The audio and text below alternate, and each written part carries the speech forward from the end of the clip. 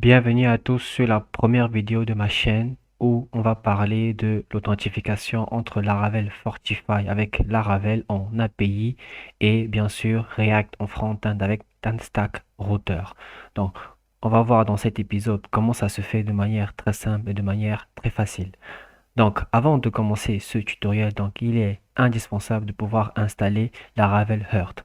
Laravel Heart, aujourd'hui, il est indispensable en 2026 car il installe à la fois NPM, PHP, Composer, Nginx, Node.js et bien plus encore pour pouvoir faire tourner vos applications Laravel, même si votre PC, il est tout neuf. OK? Et en bonus, vous n'avez plus besoin de faire PHP Artisan Surf. Donc aujourd'hui, en fait, en 2026, il devient inutile de pouvoir faire ce genre de commande pour pouvoir faire PHP Artisan Surf. D'accord? Donc, après avoir installé Laravel Heart, donc il est aussi indispensable de pouvoir installer Laravel Installer de façon globale au niveau de notre PC avec Composer. OK? Donc, c'est cette commande-ci qui va nous permettre à nous de pouvoir installer nos applications Laravel dans notre PC de façon très simple. Donc, juste, qu'est-ce qu'on aura à faire? On aura juste à faire Laravel New et on va juste mettre le nom de notre projet. OK? Donc, c'est ce qu'on va faire tout de suite. Donc, on va aller on va choisir un dossier de notre choix. Donc, on va aller dans notre projet. Voilà, on va faire ici CMD. Et maintenant, là, on va faire par exemple Laravel New. Et là, je mets par exemple TikTok. OK? Laravel New. Et là, je mets TikTok. OK? Ou bien non, on peut mettre par exemple, voilà, Laravel. Ici, on met Fortify. OK? Donc, on va installer notre projet. Donc, juste, on va patienter que l'installeur fasse. Donc, relax to update. Donc, ici, on va mettre no. Voilà, donc, autre chose ici à préciser. Donc, vu que nous, on utilise Laravel en tant que API, donc, qu'est-ce que nous, on va faire? On va utiliser ici, donc, on va mettre none. Car c'est none, en fait, qui nous permet d'utiliser Laravel en tant que API. OK? Donc, pour ceux qui veulent utiliser, par exemple, React en front-end ou bien Laravel en tant que full stack, vous pouvez utiliser React, Vue ou bien Livewire. Donc, ça, c'est à votre choix, c'est à votre sauce. D'accord? Donc, nous, ce qu'on va faire, c'est quoi? C'est que nous, on va utiliser none. Voilà. Et pour la suite, en fait, donc, plus besoin de faire, voilà, donc, on va choisir entre PEST ou bien PHP Unit. OK, donc, moi, je préfère utiliser PEST parce que c'est fait par Nuno Maduro. Donc, pour ceux qui connaissent Nuno Maduro, voilà. Donc, plus besoin d'écrire PEST parce que déjà, PEST ici, voilà, le logiciel de test par défaut qui est fait directement avec Laravel. Donc, nous, c'est ce qu'on va choisir. Donc, directement, on va appuyer sur Entrée. Et est-ce qu'on veut installer Laravel Boost? Oui, bien sûr. Donc, Laravel Boost, c'est une IA. Enfin, c'est un MCP serveur qui va permettre à nos agents IA de pouvoir faire beaucoup de choses. Par exemple, communiquer avec la documentation et beaucoup plein de choses. OK, donc nous, on va mettre Yes et laisser l'installeur faire son travail. Donc voilà, arrivé à cette étape, on nous demande de choisir la base de données que l'on souhaiterait pour notre application Laravel. Alors, si vous utilisez MySQL, donc obligatoirement vous devez avoir exemple dans votre PC, mais je vous promets que pour presque tous les projets ou bien pour tous vos petits projets, SQLite, ça suffit. Donc, vous n'avez plus besoin d'installer exemple dans votre PC, ok? Donc, c'est SQLite que nous, on va choisir. Donc, on va faire SQLite et directement, Laravel va installer ou bien faire tourner les migrations pour pouvoir créer des tables comme la table user, les caches ou bien les jobs. Tout ça, c'est fait pour nous par défaut, car pour toutes les applications, on aura toujours besoin des tables user. OK? Donc, notamment pour les jobs, quand on va faire des queues, etc. Ben bon, c'est un peu avancé, mais c'est quelque chose qu'on verra par la suite. Donc voilà, à ce stade de l'installation, donc on vous demande est-ce que vous voulez exécuter npm install et npm run build. Donc on va mettre yes, bien sûr, pour pouvoir compiler notre projet du côté JS. Voilà, c'est terminé. On a enfin notre projet Laravel, mais ce n'est pas tout.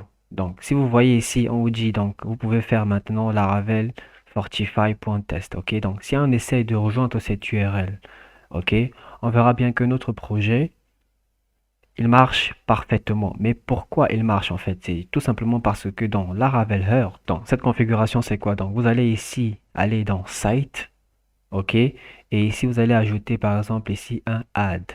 D'accord? Donc, vous allez faire un link existing project. Vous allez faire ici sur next et directement, vous allez choisir le projet que vous venez de créer. Donc, dans notre cas, par exemple, c'est dans Laravel Project et ici, vous allez utiliser Laravel Fortify. OK? Donc, pour moi, ça a déjà été fait. Donc, si vous voulez éviter de créer à chaque fois ou bien de créer un lien symbolique pour chaque projet, donc Laravel Herd vous permet de pouvoir taguer directement un dossier spécifique dans lequel vous pouvez installer toutes vos applications à Laravel et directement, il sera reconnu. Donc, cela se fait ici dans Général et directement ici vous mettez le chemin de votre dossier. Donc moi c'est D et c'est Laravel Project. Donc si vous voyez ici dans D, si vous voyez là par exemple dans D et dans Laravel Project, donc tous les projets qui sont ici directement sont reconnus par Laravel Heart. Donc tout ce que j'aurai à faire tout simplement au niveau de mon navigateur, c'est de mettre le nom du dossier et à la fin je mets point test. OK? Donc c'est exactement ce que vous voyez ici au niveau de notre URL et ça marche super bien. Donc ce qu'il nous reste à faire par la suite, c'est ouvrir notre éditeur de code. Donc peu importe ce que vous avez, que ce soit VS Code, Trae, etc., ça marche aussi très bien. Donc on va ouvrir notre éditeur de code et la prochaine étape, ça sera quoi? La prochaine étape, ce sera tout simplement d'installer Laravel Fortify. Et pour installer Laravel Fortify, il n'y a rien de mieux que la documentation. Donc, on va faire ici, là, on va écrire Fortify au niveau de la documentation. Donc, et ici, on va suivre les étapes d'installation. Donc, ici, la première commande, c'est Composer Required Laravel Fortify. C'est ce qu'on va faire tout de suite. Donc, on va ouvrir notre terminal, coller la commande et appuyer sur Entrée pour pouvoir faire l'installation de Fortify. Voilà, donc après cette première commande, il y a une autre commande que l'on devrait faire. Voilà, c'est PHP Artisan Fortify Install. Donc, on va suivre la documentation. Voilà, on appuie sur Entrée. Donc, Fortify Scaffold Install Successfully. Donc, ça a été fait. Ensuite, on va faire PHP Artisan Migrate pour pouvoir faire l'immigration de Fortify. Et vous voyez notamment qu'il a ajouté, voilà, l'immigration pour pouvoir faire par exemple l'authentification à deux facteurs. OK, donc comme vous pouvez le voir ici, on pourra faire l'authentification à deux facteurs. Par exemple, avec le QR code, on pourra scanner, notamment avec Google Authenticator. Ça, c'est quelque chose qu'on va faire par la suite, mais c'est un peu beaucoup avancé. OK, donc maintenant, pour pouvoir voir si Fortify il a vraiment été installé, donc ce qu'on va faire par exemple, c'est quoi? On pourra faire ici par exemple PHP artisan route list. OK? Donc, comme vous voyez ici bien, vous voyez bien qu'on a des routes Fortify qui ont été bien installées. Donc, vous voyez bien user password, user confirm password, etc. Donc, ça, c'est ce qui a été installé pour nous par Fortify. Mais nous, on développe des API pour notre front-end React. OK? Donc, ici, il manque un slash API. OK? Donc, tous les backends, bien toutes les API doivent commencer par slash API. Donc, c'est ce qu'on va faire tout de suite. OK? Donc, on va aller tout simplement dans le fichier de configuration de Fortify. Donc, ici, on va aller dans config. Et ici, vous allez voir notamment Fortify. OK? Donc, config, ensuite Fortify. Ou bien, tout simplement, vous pouvez appuyer sur commande P et vous tapez là Fortify. D'accord? Donc, on va fermer notre terminal. Donc, juste dans le fichier de configuration de Fortify, vous scrollez, vous scrollez, vous scrollez vers le bas, vous scrollez, et ici au niveau de préfixe. D'accord? Ici au niveau des préfixes, on va rajouter slash API, car nous, on développe des API pour notre front-end React. Donc, sur toutes les routes que Fortify a créées pour nous, il va rajouter slash API, et c'est ce qu'on veut. Donc, on va faire donc slash API. Voilà. Et maintenant, on scrolle encore un peu. Et maintenant, au niveau des vues, ce qu'on pourra faire ici, c'est quoi? Donc, ici, au lieu de faire view égale à true, donc ça, c'est pour ceux notamment qui utilisent React en front-end avec Laravel directement via Inertia, ceux qui utilisent aussi Livewire. OK? Mais nous, on n'a pas besoin de ça. Donc, pour notre single page application, donc, on va mettre les views à false. D'accord? Donc, on va changer donc ça à false. Pardon. False. Voilà. Et on enregistre, on sauvegarde. Voilà. Donc maintenant, si vous voyez que si on reconsulte les routes, donc si on fait PHP artisan route list, donc vous voyez bien que toutes les routes ont été bien rajoutées avec succès. Donc vous voyez bien qu'il y a /API, /logout, etc., etc. Donc tout marche pour le mieux. OK? Donc, qu'est-ce qu'il faut faire par la suite? Donc, par la suite, il faudra donc dire que notre SPA, il est stateful. OK? Et je pense que Fortify utilise aussi Sanctum donc en underground. Donc, ça veut dire que il utilise aussi Sanctum pour pouvoir faire certaines tâches. OK? Donc, on va aller donc dans la documentation. Qu'est-ce qu'on va faire au niveau de la documentation? Donc là, on va faire Sanctum. On va faire Laravel Sanctum. Et on va faire ici PHP artisan install API. D'accord? Donc, on va faire ça. On va faire la commande. Donc, on va clear notre terminal pour rendre ça propre. Et on va installer notre API. Donc, cette commande API, elle va nous installer à la fois le fichier route API. Donc, si je vais là, par exemple, dans route, vous voyez bien qu'on n'a aucun fichier encore. OK? Donc, c'est cette commande artisan qui va nous créer le fichier de route API ici. D'accord? Donc, voilà. Donc, ici, bah, voilà, on nous demande si on veut exécuter les migrations. OK? Donc, les migrations de Laravel Sanctum. Donc, on va dire ici yes. Donc, vous voyez bien que, voilà, donc vous voyez bien que il y a une table qui a été créée, le Personal Access Token, parce que Sanctum gère juste les access tokens, OK, au niveau de notre application Laravel. Donc, maintenant, ce qu'il faudrait faire aussi, c'est quoi? C'est rendre ça stateful. Donc, dans la documentation, si je tape ici, je pense c'est stateful. Voilà, et on scroll un peu. Voilà. Vous allez voir ici, on nous dit de nous rendre dans Bootstrap. Ouais, on nous demande de nous rendre ici dans Bootstrap et dans app.php. Donc, ce qu'on va coller dans cet espace, ça sera, on va copier celui-ci. Voilà. Donc, on va aller se rendre dans Bootstrap et on va aller dans app. OK. Et on va coller notre commande. Voilà. Tout simplement. Donc, pour dire que notre SPA, il est stateful. Je vous promets, si vous ratez une seule de ces étapes, ça ne marchera pas. D'accord? Ok, donc ensuite, qu'est-ce qu'on va faire? On aura un problème de cross-origin entre notre front-end et notre back-end. C'est un problème, c'est un cauchemar pour les développeurs.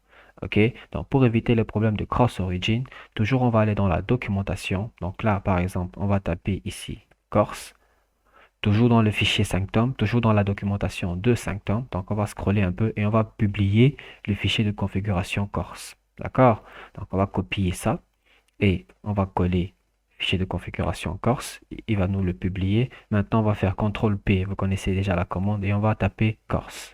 D'accord? Ou bien vous pouvez aller tout simplement dans Config et vous tapez Corse ici. D'accord? Voilà. Donc, qu'est-ce qu'on va faire ici? Donc, ici, on va mettre le support credential. On va le mettre à true. OK? Celui-ci, il est indispensable pour pouvoir envoyer les cookies.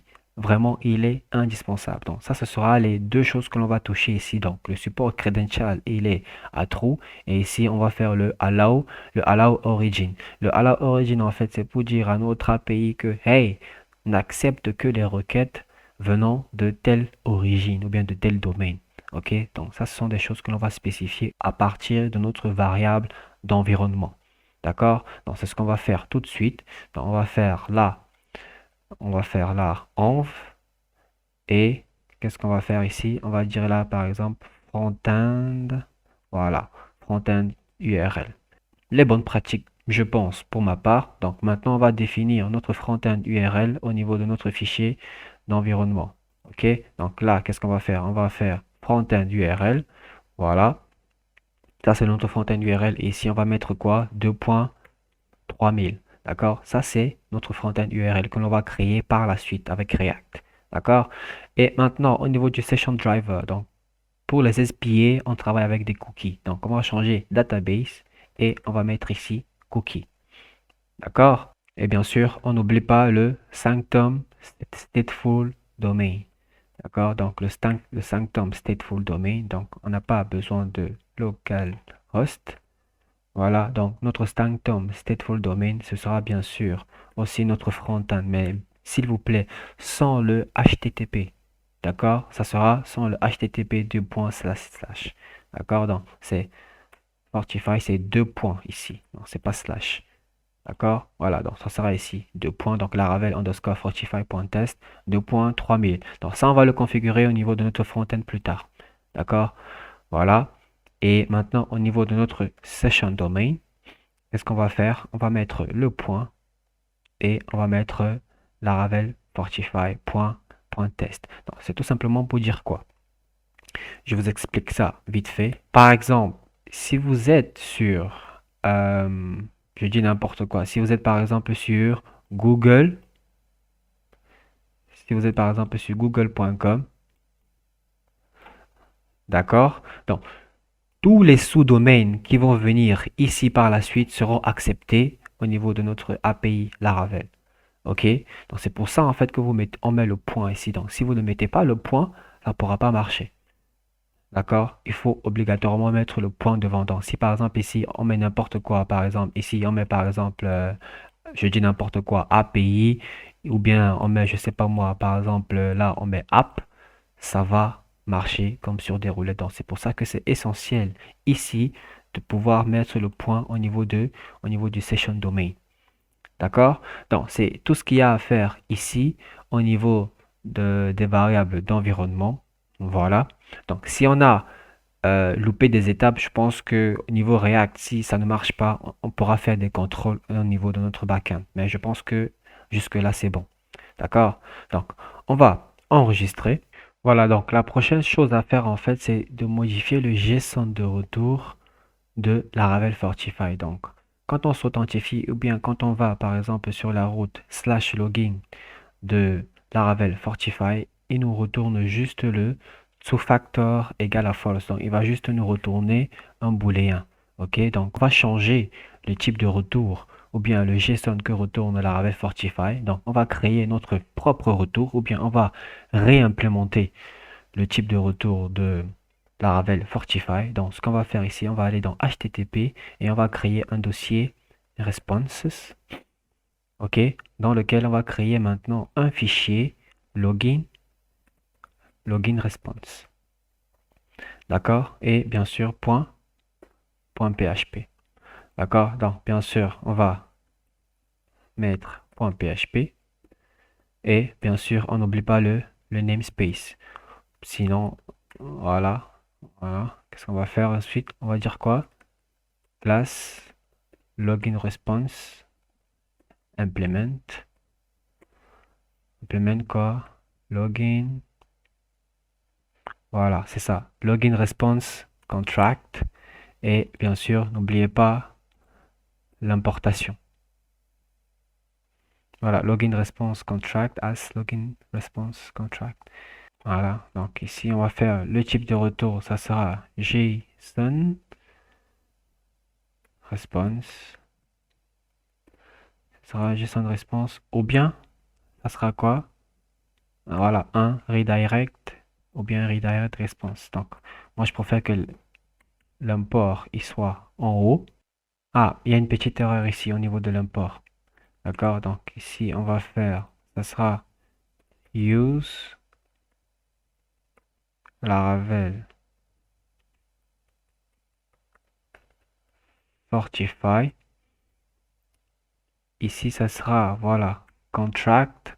Exactement. Donc j'ai fait une petite erreur au niveau de l'importation, s'il vous plaît. Donc c'est bien comme ça arrive. Donc pour que vous puissiez aussi éviter ce genre d'erreur. D'accord? Donc c'est ça l'importation. OK?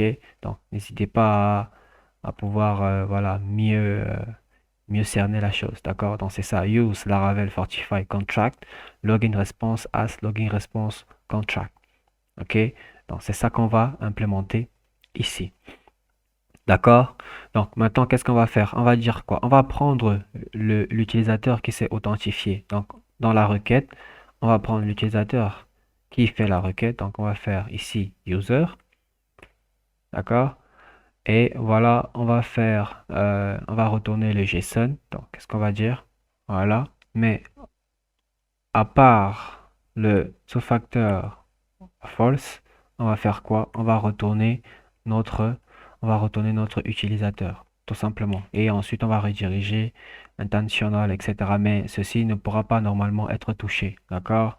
Non, tout simplement. Donc, ou bien si vous, on peut faire par exemple Fortify.home,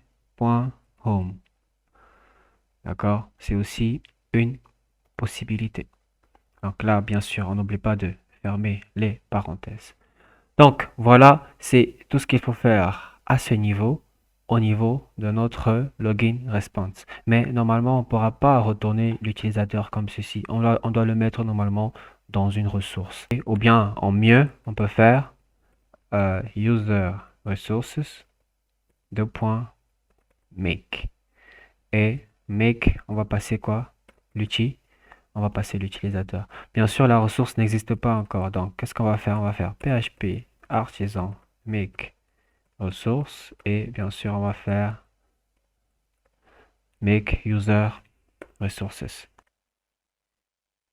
Voilà. Donc, une fois que l'importation c'est fait, donc au niveau de notre ressource, qu'est-ce qu'on pourra retourner par exemple? Donc, ici, on va retourner quoi? On va retourner 10 name. Donc, nous, qu'est-ce qu'on va faire ici? On va faire par exemple ici first name. D'accord? Et on va faire ici last name. Et bien sûr, on n'oublie pas de modifier cela au niveau de notre fichier de migration. D'accord? Donc, on va faire ici users et on va changer le name. On va mettre là first name et on va mettre par la suite last name. Mais on n'oublie pas bien sûr de l'insérer au niveau du modèle. D'accord? Donc, on va faire ici first name et là, on va faire last name. D'accord? Pour pouvoir obliger l'insertion au niveau de notre base de données. Donc, maintenant, on pourra faire rafraîchir notre base de données. Donc, on va faire PHP artisan fresh dash seed. Non, pas les seeds. Refresh, tout simplement. Donc, voilà. Non, ça a été pris en compte. Autre chose pour pouvoir faire marcher notre custom login response que l'on a fait ici, on doit le rajouter normalement dans le boot de notre Fortify Service Provider. OK? Donc, pour retrouver cela, c'est notamment dans App et ensuite, vous allez voir ici Providers et ensuite, vous allez faire Fortify Service Provider et ici, notamment dans Register, on va enregistrer notre custom login response que l'on a fait tout à l'heure. OK? Donc, ce qu'on va faire, c'est qu'on va créer un singleton. Donc, on va dire ici 10 app et on va créer notre singleton. Et qu'est-ce qu'on va dire là? On va dire que login response contract. On va mettre la classe et maintenant on va mettre notre custom login response. D'accord? Voilà. Donc bien sûr, on n'oublie pas. Ah, ok. Voilà. Donc on n'oublie pas de faire l'importation. Voilà. Et maintenant, on n'oublie pas aussi de faire l'importation de Fortify. Mais maintenant, il sera comme quoi? Donc maintenant, on va changer juste le nom parce que là, on a nommé nos classes presque similaires. Donc on va faire tout simplement quoi? Donc Laravel Fortify et ensuite on va faire contract et tout simplement on va faire login response contract tout simplement. OK? Donc c'est ça qu'on va faire ici et dès qu'on fait ça, on est bon. Donc, notre méthode de login customisée a bien été enregistrée. Donc, ce sera maintenant notre JSON qui sera retourné à notre front-end. Donc, maintenant, ce qu'il nous reste à faire, c'est de créer une route API pour pouvoir récupérer l'utilisateur que l'on aura, ou bien de récupérer l'utilisateur qui fait la requête, ou bien l'utilisateur qui sera directement authentifié. D'accord? Donc, pour pouvoir le faire, c'est, oui, normalement, c'est ceci, mais on va le retourner également dans la ressource. Donc, on va faire ici return response JSON, mais on ne va pas retourner directement, on va le mettre dans la ressource. Donc, on va dire user resources make et on va passer l'utilisateur qui fait la requête. D'accord? Donc, c'est pratiquement toutes les étapes qu'il faut faire au niveau de notre API Laravel pour pouvoir faire l'authentification avec notre front-end React. Alors, Pour la partie 2, au niveau de notre front-end React, je vous conseille de suivre la prochaine vidéo. Allez, à toutes.